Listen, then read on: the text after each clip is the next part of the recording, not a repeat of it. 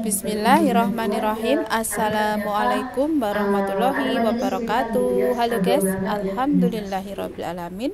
Kali ini Wong Deso dengan teman-teman sesama TKW Hongkong lagi mengikuti acara exit program di ruang Ramayana KJRI Hongkong ya guys. Dan ini Wong Deso bersama dengan teman-teman yang lain sesama BMI Hongkong lagi mengikuti motivasi dari narasumber yang dulu mbaknya itu pernah bekerja di Hongkong dan beliau itu sekarang sudah pulang ke Indonesia dan sukses di negara Indonesia, dan beliau ingin berbagi sharing atau cerita gimana sih kalau sudah pulang ke Indonesia agar tidak kembali kerja di Hongkong lagi, membagikan caranya gimana ada hal yang untuk mengatur keuangan dan kerjaan apa yang pantas, yang cocok menurut tempat tinggal masing-masing. Sesi tanya jawab beserta Ibu Media dan Bu Heni, Mbak Heni. Nah, silakan dicoret-coret dulu pertanyaan masing-masing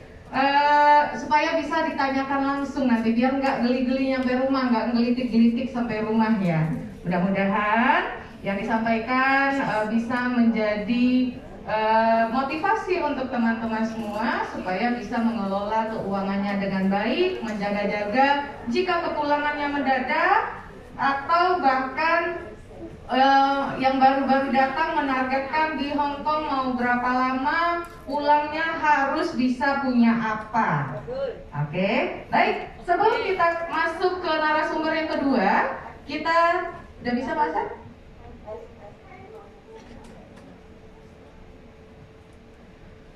Kita saksikan terlebih dahulu sebuah.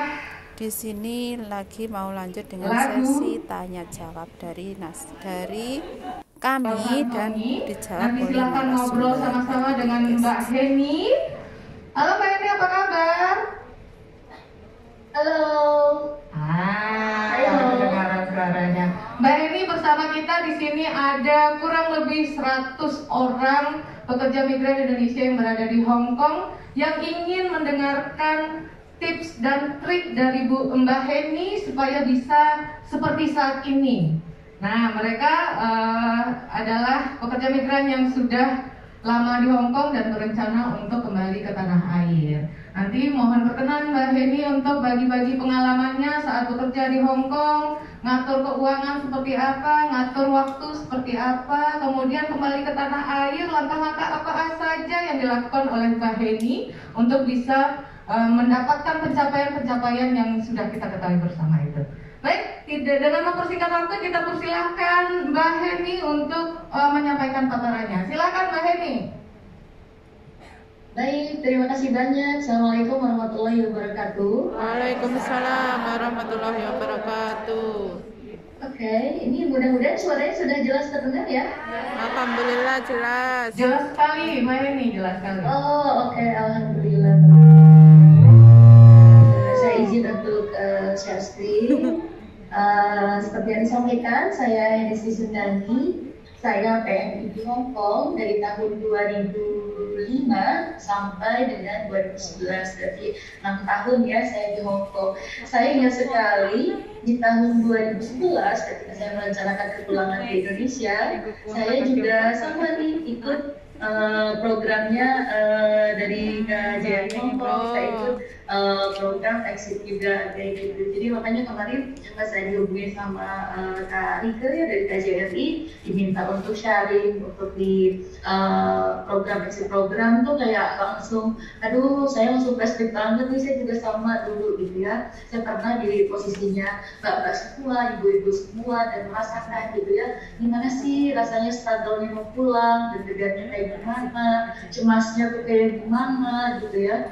Dan pasti akan banyak sekali kekhawatiran gitu, apalagi terlebih kita lihat misalkan ada teman-teman yang dulu aktif banget di organisasi, untuk aktif ikut ini ikut itu, ternyata ketika pulang mungkin anaknya, bahkan saya dulu punya teman yang meninggalkan anaknya yang baru lahir gitu di Indonesia, terus dia kerja ke Hongkong, bayinya di Indonesia bayi masih merah gitu udah ditinggalin karena harus bekerja ke Hongkong, dan di Hong Kong dia merawat anjing-anjing kayak gitu ya, sampai itu jadi salah satu menginspirasi salah satu tulisan saya juga gitu ya, yang berjudul Surat Berdarah untuk Presiden kayak gitu.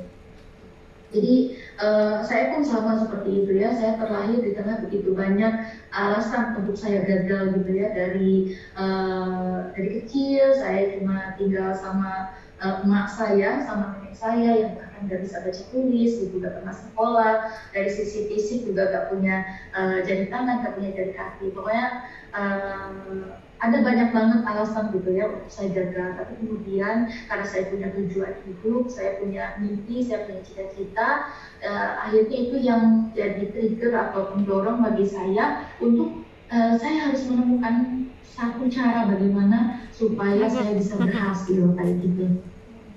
Saya ingat sekali ketika untuk pertama kalinya saya waktu itu naik pesawat ya, jadi lulus SMK, waktu itu saya berangkat ke Hong Kong. Saya ingat banget waktu itu tanggal 4 Oktober tahun 2005. Untuk pertama kalinya saya yang anak kampung naik pesawat itu, dan penumpang yang di sebelah saya tuh nanya gitu ya, mau kemana? Gitu saya bilang saya mau ke Hong Kong gitu. Terus dia nanya gitu, emangnya kamu mau kerja apa? Saya bilang, ya saya kerja jadi TKI kayak gitu. Terus yang penumpang sebelah saya tuh nanya, gimana kamu gak takut ya jadi TKI katanya gitu ya, karena suka ada berita-berita negatif ya, seperti misalkan yang ngapain nih gitu ya. Jadi ini bisa salah satu tipsnya mungkin ya. Saya ingat yang disampaikan oleh sama Bob Sadino gitu ya, waktu itu waktu datang ke Hong Kong, dia pernah bilang tuh, Om, ada yang bilang katanya, Om saya mau bisnis nih, tapi kamu punya modal. Terus Om Bobnya bilang, oh nggak dengkul mau dibeli 500 juta, ya nggak mau lah Om, gitu katanya. Kalau begitu dengan 2 dengkul kamu sudah punya modal 1 miliar. Gitu. Jadi kalau mau mulai berusaha, yang berprinsip harus ada uang untuk mulai usaha, coba dibalik, harus ada usaha dulu untuk menghasilkan uang. Nah itu buat yang nggak punya modal, yang pulangnya misalkan gagal dan lain sebagainya gitu. Tapi kalau teman-teman yang pulangnya sudah punya modal, sudah punya alokasi untuk dana darurat dan sebagainya, itu jauh lebih hebat lagi gitu ya, karena cukup banyak yang nanya nih, bisnis apa yang bagus dan sebagainya gitu ya. Bisnis yang bagus itu adalah bisnis yang dibuka, bukan yang ditanyakan terus seperti itu. Jadi tips yang pertama teman-teman, yang pertama adalah dalami ilmunya nih, dari mulai konsep sampai teknis. Jadi kalau misalkan teman-teman mau buka usaha, waktu itu ada orang yang konsultasi ke saya, Mbak saya mau bikin kafe gitu ya di kampung gitu. Kalau saya saranin kalau di kampung jangan bikin kafe buku, mendingan bikin warkop gitu ya, bikin warteg gak apa-apa, gak keren, yang penting uangnya banyak kayak gitu ya. Jadi memang harus kalau di dalam ilmu usaha itu memang harus disurvei dulu nih target marketnya siapa, diidentifikasi dulu dan sebagainya gitu ya. Terus digali ide, yang kedua adalah tipsnya menggali dan mewujudkan ide baru. Nah kalau misalkan di sekitar udah ada warkop, bedanya apa nih? Atau misalkan udah ada warung nasi di sekitar gitu ya, kita harus ada ide nih, idenya apa? Misalkan tiap hari Jumat digratisin nih, atau tiap hari Jumat bayar 2.000 makan sepuasnya gitu ya untuk yang membutuhkan, misalkan kayak gitu ya. Jadi itu digali ide-ide barunya supaya kita punya ide yang lain. Yang ketiga adalah mengadaptasi teknologi. Saya yakin teman